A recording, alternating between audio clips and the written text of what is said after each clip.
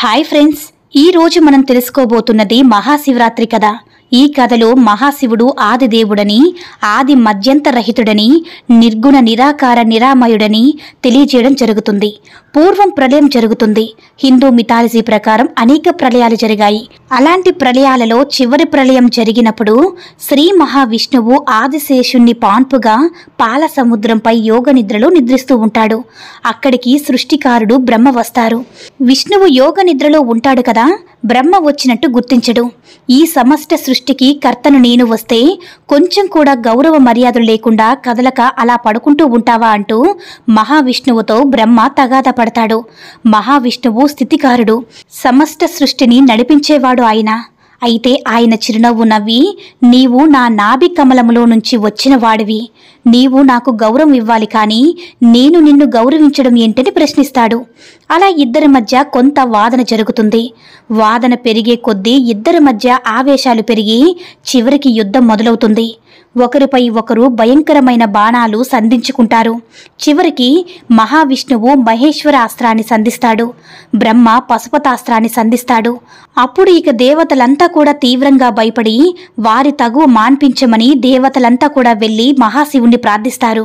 మహాశివుడు తన సమస్త భూత గణాలతో, ప్రమాదనాద గణాలతో యుద్ధం జరిగే చోటకి వెళ్లి ఒక పొడవాటి అగ్నిస్తంభం రూపంలో ఆ ఇద్దరి మధ్య నిలిచి వారు వదిలిన మహేశ్వర పశుపతాస్త్రాలను తనలో ఐక్యం చేసుకుంటాడు. ఆ వింతకు బ్రహ్మ విష్ణువులు ఆశ్చర్యపోయి అంతటి ప్రళయాంతకమైన బాణాలను తనలో ఇముడ్చుకున్న ఈ అగ్నిస్తంభం ఆది అంతు చూడాలని శ్రీ మహావిష్ణువు వరాహ రూపం ధరించి, ఒకవైపు బ్రహ్మ హంస రూపం ధరించి బయలుదేరుతారన్నమాట. ఇద్దరిలో ఎవరు ఎంత దూరం వెళ్ళినా ఆ స్తంభం యొక్క ఆది అంతాలు కనపడవు. అలా 5000 ఏళ్లు దాని వెంట ప్రయాణిస్తారు, కానీ దాని ఆది అంతం కనుక్కోలేకపోతారు. ఇక తన వల్ల కాదని మహావిష్ణువు ప్రయాణమాపి వెనక్కి తిరిగి బయలుదేరే చోటుకు వస్తాడు. ఇక బ్రహ్మ మాత్రం మరికొంత దూరం ముందుకు వెళతాడు. అక్కడ ఆయనకు కామధేనువు, ఒక మొగలి పువ్వు కనపడతాయి. బ్రహ్మ వాటితో స్నేహం చేసి, మీరు ఈ స్తంభం మొదటి నుంచి వస్తున్నట్లు ఉన్నారు కదా, మీరు నాకు ఒక సహాయం చేయండి, విష్ణువుతో నేను ఈ స్తంభం చివరిని చూశానని అబద్ధం చెప్పండి అని వాటిని ఒప్పించుకుంటాడు. విష్ణువు వద్ద బ్రహ్మ, నేను ఈ స్తంభం మొదటి భాగాన్ని చూశాను, కావాలంటే వీటిని సాక్ష్యం అడుగు అంటాడు. విష్ణువు నిజమాని వారిని అడుగుతాడు. అప్పుడు కామధేనువు అవును చూశాను అన్నట్టుగా తల ఊపి, చూడలేదు అన్నట్టుగా తోకను ఊపుతుంది. మొగలి పువ్వు మాత్రం చూశాడు అని చెబుతుంది.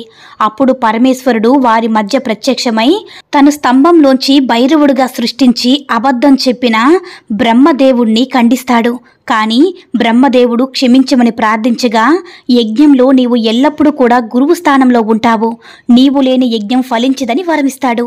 ఇక అబద్ధం చెప్పని శ్రీ మహావిష్ణువు తనతో సమానంగా పూజలు అందుకుంటాడని, తనతో సమానంగా క్షేత్రాల్లో వెలుగొందుతాడని వరమిస్తాడు.